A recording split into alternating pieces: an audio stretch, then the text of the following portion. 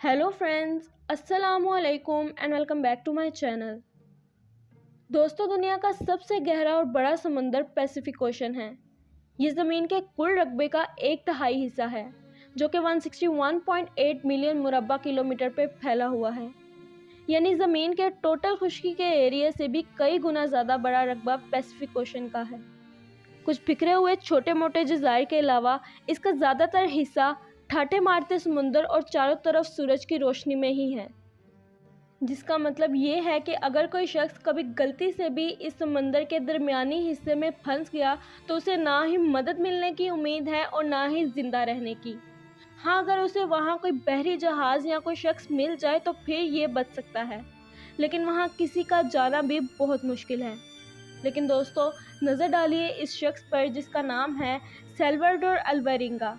इस शख्स ने हाल ही में एक ऐसा वर्ल्ड रिकॉर्ड कायम करने का एजाज़ हासिल किया है जो कोई अपने ख्वाबों में भी तोड़ने का नहीं सोचेगा। ये रिकॉर्ड है सबसे ज़्यादा लंबे अरसे के लिए पैसिफिक ओशन में जाकर आज़ादाना तौर पे वहाँ घूमकर सही सलामत वापस लौट आना, वो भी तमाम मुश्किलात का सामना करते हुए बगैर किसी हिफाजती इक़दामात के। दोस्तों, इस शख्स ने 438 दिन समुंदर में बिना किसी हिफाजती इंतज़ामात के गुजारे। दोस्तों, ये सब मुमकिन कैसे हुआ, ये जानने के लिए मेरी इस वीडियो को एंड तक ज़रूर देखें। दोस्तों, ये वाक़या है 2012 का। ये शख्स मेक्सिको का एक माहिर फ़िशरमैन था और मछलियाँ पकड़कर मार्केट में बेचना इसका पेशा था। 17 नवंबर को ये अपने एक और साथी के साथ एक छोटी सी फ़िशिंग बोट में बैठकर मेक्सिको के एक छोटे से गांव से समुंदर के लिए रवाना हुआ। इनका इरादा था कि वो 30 घंटे का एक टूर मुकम्मल करके वापस घर लौट आएंगे। क्योंकि इनकी बोट का साइज़ बहुत छोटा था और ना ही इसके अंदर कोई हिफाजती सामान था जो कि खुले समंदर के अंदर किसी समुद्री तूफान से उनकी हिफाजत कर सके। ये 7 मीटर लंबी बोट थी जिस पर कोई छत मौजूद नहीं थी और ना ही सर छुपाने की कोई जगह थी। इसके अंदर एक छोटी सी मोटर थी और खाना सेव करने के लिए एक छोटी सी फ्रिज भी थी। दोस्तों, इन लोगों को ये भी मालूम था कि आसपास के इलाके में शदीद समुद्री तूफान आया हुआ है, लेकिन फिर भी उन्होंने आगे बढ़ने का रिस्क ले लिया, क्योंकि ये मैक्सिकन फिशरमैन एक चक्कर के अंदर इतनी मछलियाँ इकट्ठी कर लेते थे कि इससे होने वाली आमदनी से पूरा हफ्ता गुजारा कर सकें। दोस्तों, ये लोग अभी 120 किलोमीटर तक की दूरी तक पहुँचे थे कि समुद्री तूफान भी यहाँ तक पहुँच गया। इनकी कश्ती हिचकोले खाने लगी और ये किसी भी वक्त डूब सकती थी। ये लोग उस वक्त अपने घर से 6 घंटे की दूरी पर मौजूद थे।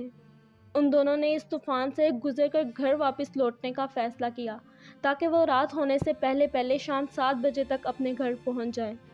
दोस्तों, फिर मेक्सिको के साहिल से सिर्फ 14 किलोमीटर की दूरी पर अचानक इनकी बोट की मोटर काम करना बंद कर गई। बिना पैडल, बिना लाइफ जैकेट्स और बिना किसी सिक्योरिटी मेजर के तूफ़ान ने इस कश्ती को आहिस्ता आहिस्ता खुले समंदर की तरफ धकेलना शुरू कर दिया। लेकिन खुशकिस्मती से इनके रेडियो सिग्नल्स अभी तक आ रहे थे, तो इसके ज़रिए इन्होंने फ़ौरन अपने बॉस को इत्तला देने की कोशिश की।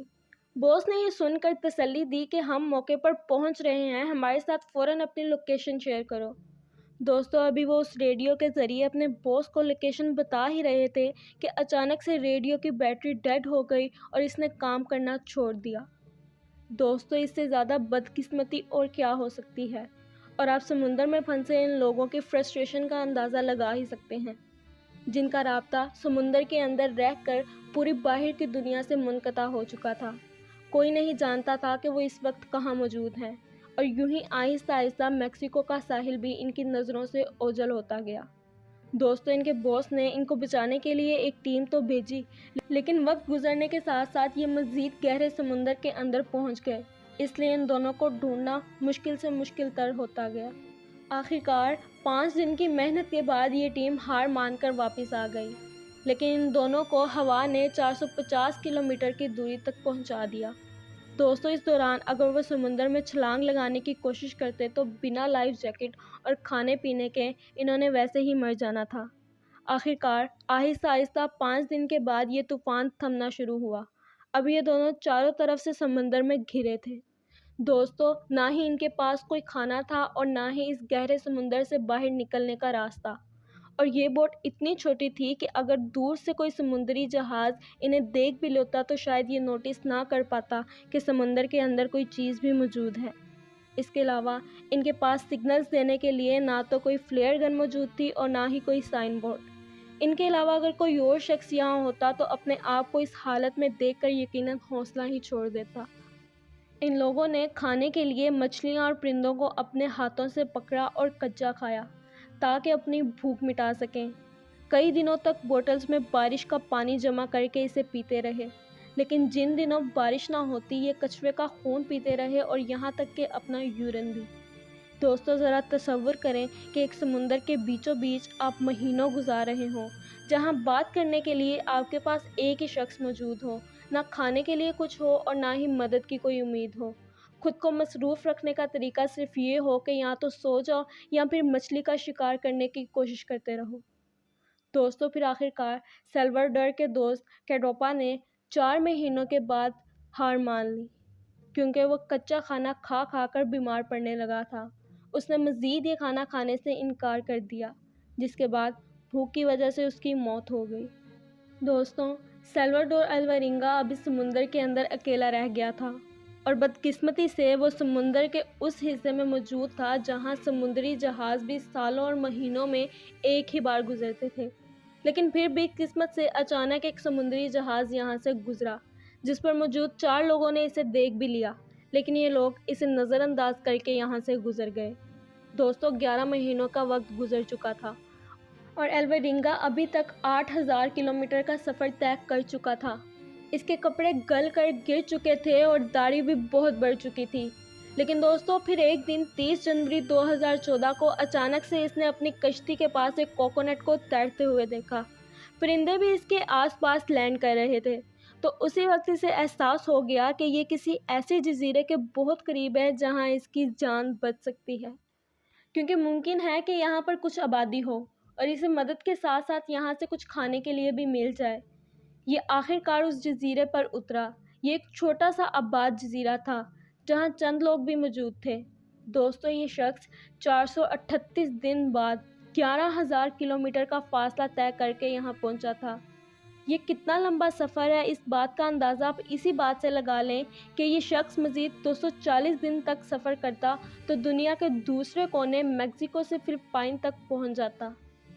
لیکن اس نظر نہ آنے والے چھوٹے سے جزیرے پر لینڈ کر کر اس کی جان بچ گئی، لیکن واپس آتے ہی اسے مزید پریشانیوں نے گھیر لیا۔ اس نے واپس آتے ہی اپنے اس خوفناک سفر پر ایک کتاب لکھی، لیکن اس کے ساتھی کی فیملی نے اس پر یہ الزام لگایا کہ اس نے اس کو قتل کر کے خود ہی کھا لیا ہے۔ لہٰذا الوارینگا کو اپنی ساتھی کی فیملی کو $1 ملین کا ہرجانہ دینا پڑا۔ لیکن سچائی کیا تھی؟ کیا واقعی الوارینگا نے بھوک کی وجہ سے اپنے ساتھی کو کھا لیا تھا؟ یہ کوئی بھی نہیں جانتا، لیکن یہ کہانی اپنی یونیکنیس اور اس شخص کی ہمت کی وجہ سے پوری دنیا میں مشہور ہو گئی، جس کا ورلڈ ریکارڈ کوئی شخص چاہ کر بھی توڑنے کا نہیں سوچے گا۔ اس کہانی سے ہمیں یہ سبق بھی حاصل ہوتا ہے کہ اگر انسان مشکل حالات میں صبر سے کام لے اور ہمت سے کام لے تو اس دنیا میں کچھ بھی امپاسبل نہیں ہے۔ تو دوستو یہ تھی میری آج کی ویڈیو۔ اگر آپ کو میری آج کی یہ ویڈیو پسند آئی ہو تو میری ویڈیو کو لائک کریں، میرے چینل کو سبسکرائب کریں۔ ملتے ہیں آپ سے اگلی ویڈیو میں، تب تک کے لیے اللہ حافظ۔